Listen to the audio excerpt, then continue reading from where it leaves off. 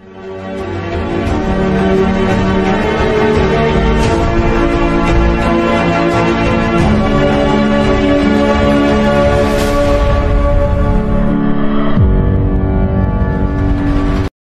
lagi di Gold Channel. Kali ini kita akan bersama-sama mempelajari materi kapasitor pada rangkaian listrik DC. Check it out.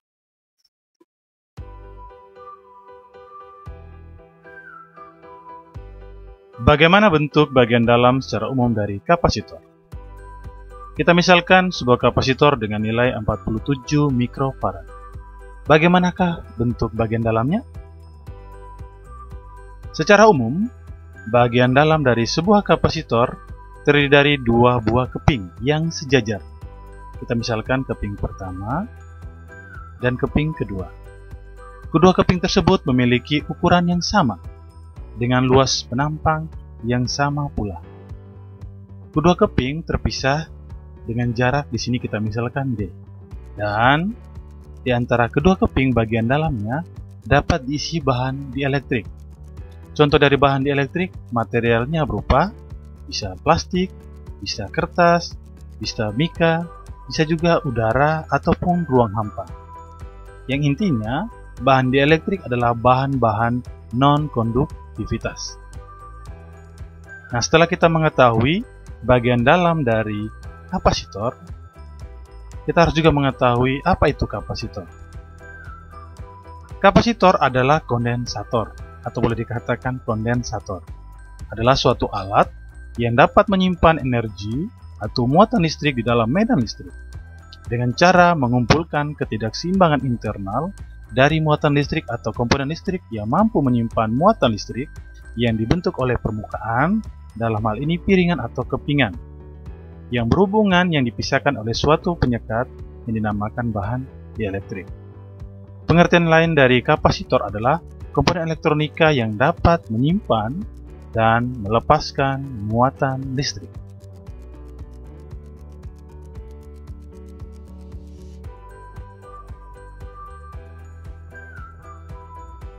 Cara kerja menyimpan energi atau muatan listrik di dalam medan listrik pada kapasitor. Seperti pada gambar di sini, kapasitor kita sudah hubungkan dengan sumber tegangan DC.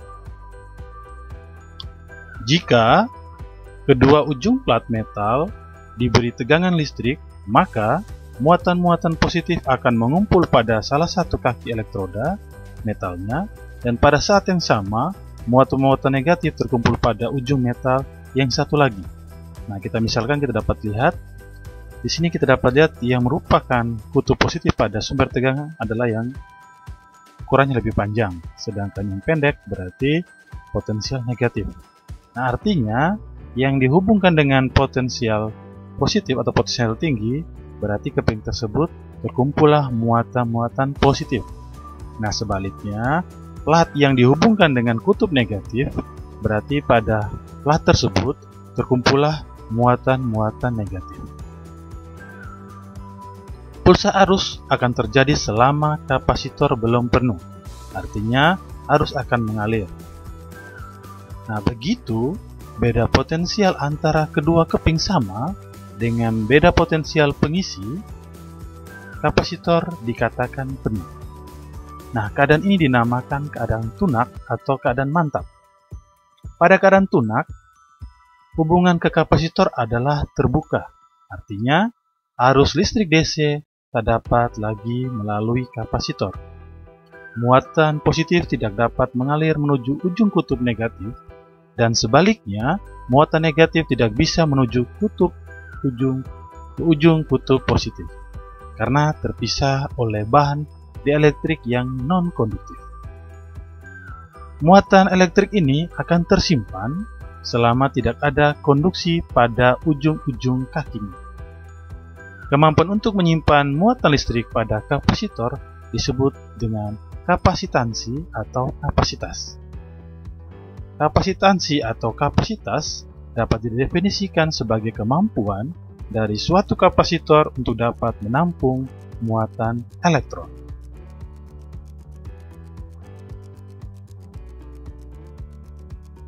Michael Faraday membuat postulat bahwa sebuah kapasitor akan memiliki kapasitansi atau kapasitas sebesar 1 farad jika dengan tegangan 1 volt dapat memuat muatan elektron sebanyak 1 kolom.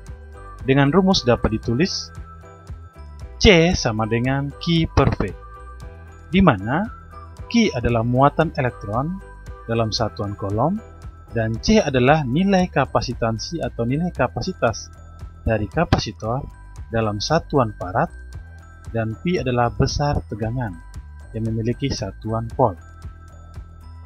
Dalam praktek pembuatan kapasitor, kapasitansi dari kapasitor dihitung dengan mengetahui luas area plat metal yang boleh kita simbolkan dengan A, jarak antara kedua plat metal atau boleh dikatakan tebal dielektrik dengan simbol D, dan konstanta bahan dielektrik. Nah, konstanta bahan dielektrik boleh ditulis dengan simbol seperti ini. Ini kita baca kappa, boleh K, dan boleh epsilon R. Epsilon R adalah permitivitas relatif. Artinya, konstanta bahan dielektrik itu kata lainnya adalah permitivitas relatif.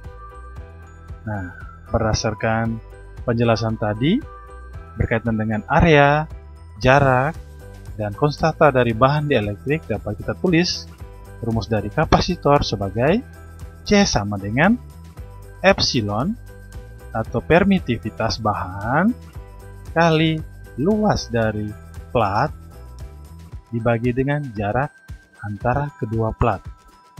Yang harus diingat, ya, epsilon atau permitivitas itu sama dengan permitivitas relatif dikali dengan permitivitas 0, atau boleh juga ditulis konstanta yang boleh dikatakan simbol dari konstanta bahan dielektrik dikali dengan epsilon 0, atau boleh juga kata lain atau simbol dari konstanta bahan dielektrik boleh juga dikatakan kappa dikali dengan permitivitas 0. Nah, maksudnya bagaimana? Karena sudah dikatakan tadi ya, di antara kedua plat akan diisi bahan dielektrik. Bisa material apa saja, yang intinya material-material tersebut adalah non-konduktivitas. Nah, misalkan seperti ini. Misalkan materialnya di antara kedua plat adalah ruang hampa. Berarti konstanta dielektriknya adalah 1. Jika udara, konstanta dielektriknya adalah 1,00059, dapat kita buat pembulatan 1. Nah, pada umumnya dianggap 1 ya ketika dalam perhitungan. Material yang berikutnya adalah kuarsa dengan konstanta dielektriknya adalah 3,78. Nah, boleh kita katakan bahan lain selain udara. Nah, contohnya tadi material kuarsa itu pada umumnya konstanta dielektriknya atau permitivitas relatifnya lebih besar dari 1.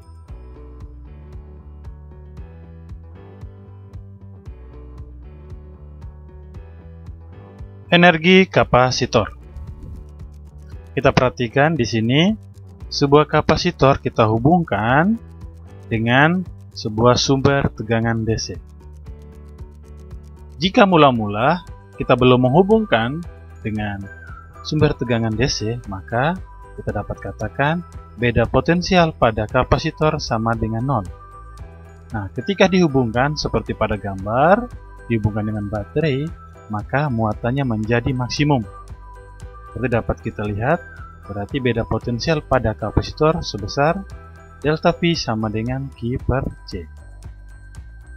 Maka, beda potensial rata-rata selama pengisian muatan dapat kita tulis delta V tambah 0 dibagi 2. Sehingga dapatlah delta V per 2, sehingga kita dapatlah delta V rata-rata sama dengan Q per 2C.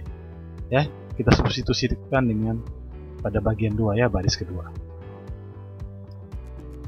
Nah, kita dapat lihat juga usaha untuk mengisi muatan pada sebuah kapasitor itu dapat kita tulis dengan persamaan usaha atau sama dengan simbol W sama dengan Q dikali dengan delta V rata-rata. Artinya kalau kita masukkan atau kita substitusi, kalau kita substitusi maka Q dikali dengan delta V rata-rata yang kita sudah dapat tadi, Q per 2C. Nah, sekarang usaha yang dilakukan tadi itu sama dengan energi potensial dari kapasitor yang kita juga simbolkan dengan W besar. Kita tuliskan dengan W kapital ya. Nah, sehingga dapatlah kita tulis persamaan dari energi kapasitor dengan rumus W sama dengan dari W sama dengan Q kali Q per 2C, dapatlah kita tulis W sama dengan setengah kali Q kuadrat per C. Nah, kita tahu ya bahwa kapasitas kapasitor sama dengan muatan per tegangan. Ya, berarti jika kita ganti ya, pada persamaan ini kita ganti nilai C-nya, maka kita akan dapatlah rumus sama dengan setengah QV. Atau sebaliknya, kalau kita ganti Q-nya, maka kita akan dapatkan rumus W sama dengan setengah CV pangkat 2. Nah, inilah persamaan dari energi pada sebuah kapasitor. Ingat ya, Q ini adalah Q pada kapasitor tersebut, C adalah besarnya kapasitor tersebut, dan P adalah besarnya tegangan pada kapasitor tersebut. Ya, besarnya tegangan pada kapasitor tersebut, muatan pada kapasitor tersebut, dan nilai kapasitas kapasitor tersebut. Nah, yang jadi pertanyaannya adalah yang tambahannya, dalam bentuk apakah energi tersimpan dalam kapasitor? Nah, kita misalkan ya, kita substitusikan nilai V sama dengan E kali R, di mana R di sini boleh kita tulis sama dengan D ya, artinya jarak antara kedua keping. Dan C ya, kita dapat tulis di sini sudah diganti ya, C sama dengan epsilon 0 kali A per D. Berarti kalau misalkan persamaan ini berarti bahan dielektrik di antara kedua buah plat adalah udara. Ya, kita tahu bahwa permitivitas relatif dari udara adalah ER-nya 1. Makanya kalau 1 ER kali I0, makanya jadilah I0. Ya, untuk segera mengingatkan saja. Maka akan didapatkan besarnya energi sebesar W sama dengan setengah kali epsilon 0 kali A kali D dikali dengan E pangkat 2 atau medan listrik pangkat 2. Nah, berdasarkan rumus di atas dapat disimpulkan energi kapasitor yang tersimpan itu dalam medan listrik kapasitor. Ya, jadi inilah persamaan dari energi kapasitor dan energi kapasitor tersimpan dalam bentuk medan listrik kapasitor.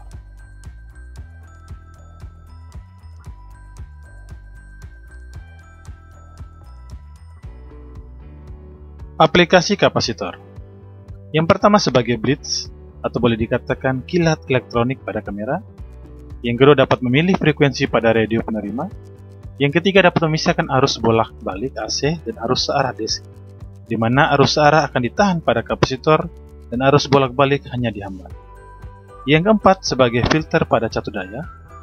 Yang kelima dapat menghilangkan loncatan api pada rangkaian saklar. Yang keenam dapat menghilangkan bunga api pada sistem pengapian mobil. Yang tujuh dapat menghemat daya listrik pada dalam rangkaian lampu TL. Yang seterusnya sebagai catu daya cadangan ketika suplai listrik dari PLN terputus.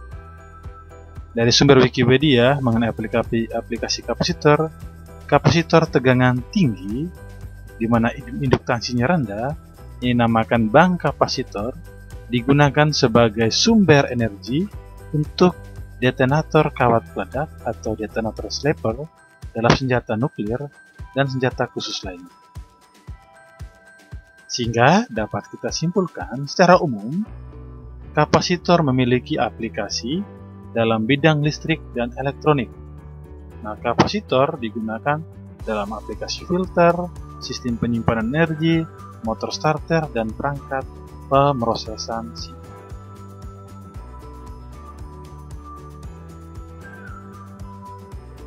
Contoh soal pertama. Kapasitas kapasitor dari keping sejajar akan bergantung pada 1. Caca muatan listrik, 2. Luas permukaan keping, 3. Beda potensial kedua keping, 4. Jarak antara kedua keping. Pernyataan yang benar adalah, nah, tentunya untuk menjawabnya kita harus tahu ya, kapasitas kapasitor persamaannya adalah C sama dengan Q per P Atau juga bisa C sama dengan permitivitas dari bahan dielektrik dikali dengan luas dari penampang kedua kawat dibagi dengan jarak antara kedua kawat. Nah, yang menarik kita perhatikan dulu gambar berikut ini. Kita tahu bahwa nilai kapasitas dari kapasitor ini sebesar 4 mikrofarad. Nah, sedangkan tegangan yang diberikan dihubungkan dengan 12 volt. Nah, apakah pertanyaannya, jika tegangannya dijadikan 20 volt, apakah nilai kapasitas kapasitornya berubah? Apakah nilai C-nya bukan lagi 4 mikrofarad? Tentu jawabannya tetap kan? Ya kan? Artinya apa? Artinya beda potensial dari kedua keping ataupun beda potensial dari sumber tegangan tidak mempengaruhi besarnya kapasitas kapasitor. Jadi untuk pernyataan 3 salah. Yang kedua, apakah caca muatan listrik yang boleh kita simbolkan dengan Pi ya? Nah, perhatikan. Nah, di sini ketika kita gunakan 12 volt, nah berarti muatan tentunya kita menggunakan rumus ini ya, C sama dengan Q per V, sehingga dapatlah muatan sama dengan 4 mikrofarad dikali dengan 12 volt. Atau boleh kita tulis sama dengan Q sama dengan 48 mikrocoulomb. Nah, muatan yang tersimpan dalam kapasitor. Nah, kalau diganti dengan 20 berarti jadi berapa sekarang? Kalau diganti dengan 20 ya, berarti muatan sekarang sama dengan C kali V ya, berarti jadi 4 mikrofarad kali 20 volt. Jadi boleh ditulis 80 mikrocoulomb.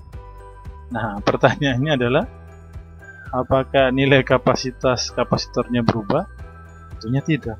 Nah, berarti jawaban untuk pernyataan 1 juga salah. Nah, berarti yang benar yang mana? Nah, di sini yang mempengaruhi besarnya kapasitas kapasitor adalah yang ini. Yang pertama, permitivitas bahan, luas dari kedua penampang keping. Yang ketiga adalah jarak antara kedua keping. Jadi jawabannya pernyataan 2 benar, pernyataan 4 juga benar. Berarti untuk soal ini jawaban yang mana adalah 2 dan 4. Contoh soal 2. Suatu kapasitor berisi udara mempunyai kapasitas kapasitor sebesar 20 mikrofarad. Artinya kita misalkan C1 itu sama dengan 20 mikrofarad ketika permitivitas relatifnya berbahan udara. Hitunglah kapasitasnya sekarang jika di antara kedua keping sekarang diganti. Berarti sekarang diganti kertas. Berapakah kapasitas sekarang? Jika permitivitas relatifnya bukan udara, tapi kertas. Oke? Nah, berarti untuk menyelesaikannya tentunya ingat ya persamaan berkaitan dengan ya bahan dielektrik, yaitu kapasitas kapasitor sama dengan permitivitas bahan kali luas penampang dari pelat tersebut dibagi dengan jarak. Nah, berarti untuk menyelesaikannya dapat kita lakukan dengan cara perbandingan, yaitu C1 per C2 yang ditanyakan sama dengan, ini boleh langsung saja ya, kita tulis yang boleh, yang tidak berubah apa boleh. Tapi di sini nggak apa-apa ya, ditulis perlahan demi perlahan, yaitu permitivitas bahan. Ingat ya, permitivitas bahan itu sama dengan permitivitas relatif kali permitivitas nol. Artinya permitivitas dari udara, artinya permitivitas relatif ya udara dikali dengan permitivitas nol dikali dengan A dibagi dengan D, dibagi dengan permitivitas relatif ketika digunakan kertas kali permitivitas 0 kali A per D. Nah, tadi yang dimaksudkan adalah yang sama apa? Ya sudah pasti luas penampangnya dari plat tersebut, jarak antara kedua plat, permitivitas 0 Yang berubah di sini cuma permitivitas relatifnya atau bahan dielektriknya, ya. Sehingga C1 tadi 20 mikrofarad per C2 ketika diganti kertas sama dengan ER. Masih ingat ya, kalau udara selalu nilainya 1, sedangkan kertas berarti 3,7. Nah, artinya C2 itu sama dengan 20 mikrofarad dikali dengan 3,7. Di sini kita dapat berapa? Ya, 2 kali 37 berarti 74 mikrofarad. Bagaimana? Bisa ya? Contoh soal 3. Berapakah muatan kapasitor dalam kapasitor 300 picofarad ketika di antara kedua keping diberi tegangan sebesar 1000 volt? Nah, berarti ini artinya di sini yang ditanyakan adalah berapa muatan, berarti Q pada kapasitor di mana kapasitornya memiliki besar kapasitasnya sebesar 300 P, ini artinya picofarad. Ya, 300 picofarad itu sama dengan 300 kali 10 pangkat minus 12 farad. Ingat ya, satuannya harus selalu kita ubah ke farad. Dan ketika kedua ujungnya diberi beda potensial 1000, berarti sumber tegangan sebesar 1000 volt. Nah, berarti berapakah besar muatannya? Masih ingat, C sama dengan I per P. Berarti I sama dengan C kali P. Nah, berarti C-nya adalah 300 kali 10 pangkat minus 12 kali P-nya 1000. Kita boleh coret ya. Jadi dengan minus 7 ya. Jadi ditulislah 3 kali 10 pangkat minus 7. Mudah kan? Contoh soal 4. Perhatikan gambar di samping ini. Hitunglah kapasitas pengganti, B muatan masing-masing kapasitor, C beda potensial masing-masing kapasitor, D energi pada masing-masing kapasitor. Nah, untuk konsepnya itu hampir sama seperti rangkaian seri dan paralel pada resistor. Tapi ada sedikit perbedaannya. Nah, untuk memahami kita sama-sama perhatikan. Untuk konsepnya langsung kita dari soal saja ya. Walaupun tadi di materi sebelumnya tidak dijelaskan ya. Kita selesaikan untuk menentukan kapasitas pengganti. Artinya yang ditanyakan adalah C total. Nah, kita misalkan mempermudah, kita misalkan di sini ini C1, ini C2, ini C3. Artinya C total di sini boleh juga ditulis itu sama dengan C dari 1, 2, 3. Itu berapa? Nah, yang pertama kita perhatikan, kita lihat ya. Kalau ada cabang-cabang lagi, berarti cabang yang paling akhir harus kita selesaikan. Berarti di sini cabang yang paling akhir adalah cabang dari kapasitor C2 dengan kapasitor C3. Perhatikan, C2 dan C3 dirangkai secara apa nih? Paralel. Harus diperhatikan, C2 dan C3 itu dirangkai secara paralel. Nah, yang harus diperhatikan, konsepnya itu cara menentukan kapasitas pengganti dari C2 dan 3 itu caranya sama dengan resistor, tapi untuk resistor yang seri ya. Caranya sama untuk R total seri ya. Maksudnya bagaimana? Berarti C2 3 itu sama dengan C2 tambah C3.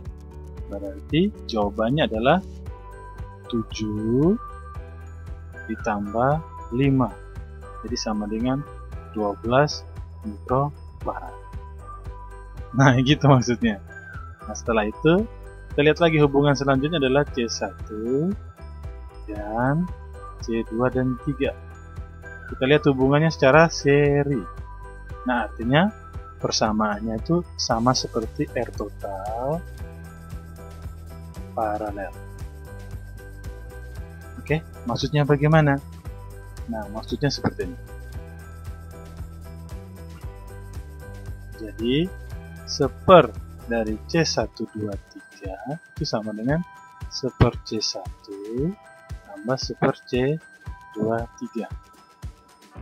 Ya, artinya 1 per C123 sama dengan 1 per 4 mikrofarad tambah 1 per 12 mikrofarad, sehingga didapat 12 mikrofarad ya, berarti 3 tambah 1, sehingga C123 sama dengan 12 mikrofarad bagi 4, sehingga kita dapat berapa?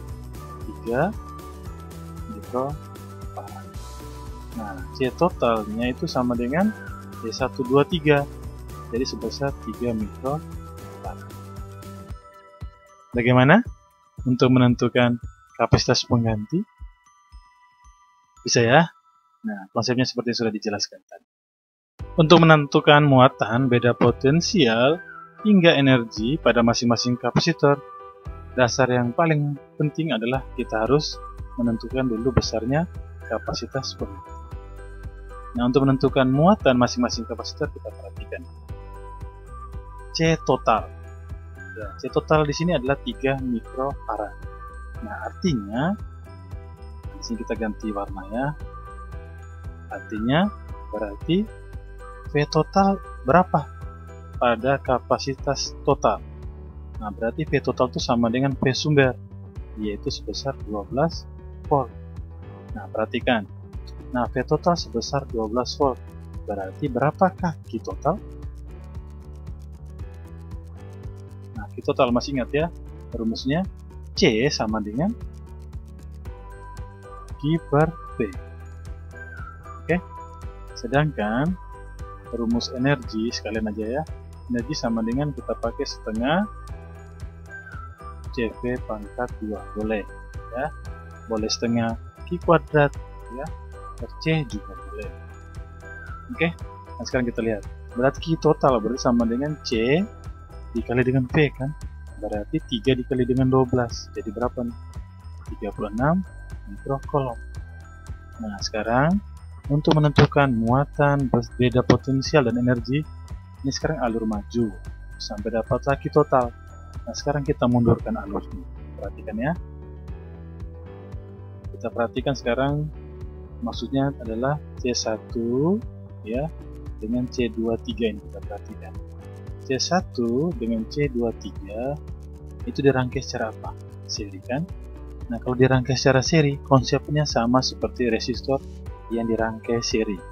Kalau resistor arusnya sama. Nah, kalau di kapasitor berarti muatannya sama. Artinya apa? Artinya di muatan di 4 mikrofarad itu nilainya sama dengan muatan yang ada di 12 mikrofarad. Maksudnya seperti ini. Kita tulis, ini kan dikatakan tadi 4 mikrofarad. Nah, untuk C23 merupakan pengganti dari 2 dan 3 adalah 12 mikrofarad. Artinya, pada C1, 4 mikrofarad ini berarti tersimpan atau dapat menampung muatan sebesar 36 mikrocoulomb. Nah, begitu pula juga dengan 12 mikrofarad. Berarti bisa menampung muatan sebesar 36 mikrocoulomb. Oke? Nah, berarti berapakah besar tegangannya? Nah, perhatikan tegangannya. Berarti C sama dengan Q per V, berarti V sama dengan Q per C. Berarti Q dibagi C. Ya, ini kan nilai C-nya toh. Ini nilai Q-nya. Berarti nilai V-nya adalah 36 bagi 4 kan, berarti apa? 9 volt. 36 bagi 12 berarti berapa? 3 volt. Nah, perhatikan ya. Kalau rangkaian seri pada resistor, tegangannya dijumlahkan sama dengan tegangan sumber. Begitu pula pada kapasitor yang dirangkai secara seri. Makanya 9 tambah 3, 12 kan, sama dengan tegangan total. Oke? Berarti sudah dapat nih.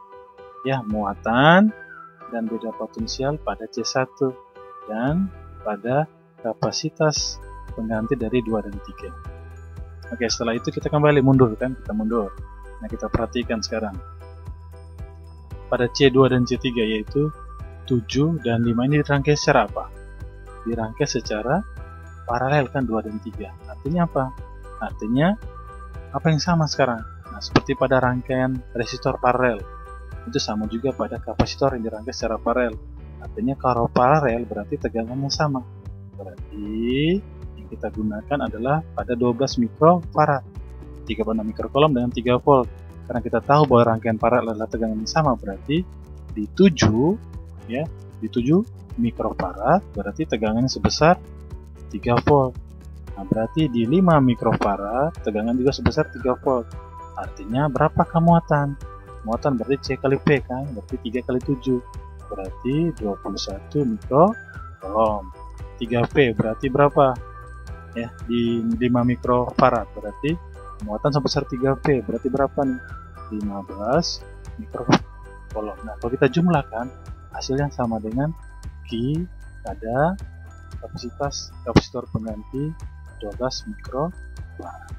Oke, berarti sudah terjawab kan? Muatan dan beda potensial. Berarti untuk jawaban B, bolehlah kita tulis di sini saja ya. Jawaban B nya kita tulis saja di sini. Jawaban B dan C bolehlah kita tulis langsung pada gambar ya. Berarti untuk B, berarti pada C1 berapakah besar muatan? Ya, berapakah besar muatannya? Berarti jawabannya adalah 36 mikrocoulomb. Nah, berapakah pada C2? C2 di sini kita misalkan 7 mikrofarad ya, berarti di sini 21 mikrocoulomb. Berapakah muatan pada 5 mikrofarad? Sebesar 15 mikrocoulomb. Jawaban C, berapakah beda potensialnya? Berarti beda potensialnya pada 4 mikrofarad sebesar 9 volt. Nah, di sini berarti 3 volt, 3 volt karena sama kan? Seperti pada penjelasan sebelumnya. Nah, berarti berapakah energi? Energi berarti tinggal dimasukkan. Pertanyaan D di bagian sini ya. Pertanyaan D, berapakah energi? Nah, berarti pada C1 berarti tinggal masukkan W sama dengan setengah kali C-nya, berarti 4 mikrofarad kali berarti 9 pangkat 2 joule. Bisa. Sedangkan pada C2 berarti W sama dengan setengah dari 21 mikrocoulomb kali 3 pangkat 2 joule. Sedangkan energi pada 5 mikrofarad sama dengan setengah kali 15 mikrofarad. Kita pakai C tadi ya, sorry. Tadi kita pakai C, berarti kita pakai C ya, maaf. Nah, berarti kita ganti. Nah, berarti setengah kali 7 mikrofarad ya, kali 3 pangkat 2. Jadi setengah kali 5 mikrofarad kali 3 pangkat 2 joule. Itulah jawaban A, B, C, dan D. Semoga bisa ya. Jangan lupa untuk like dan subscribe.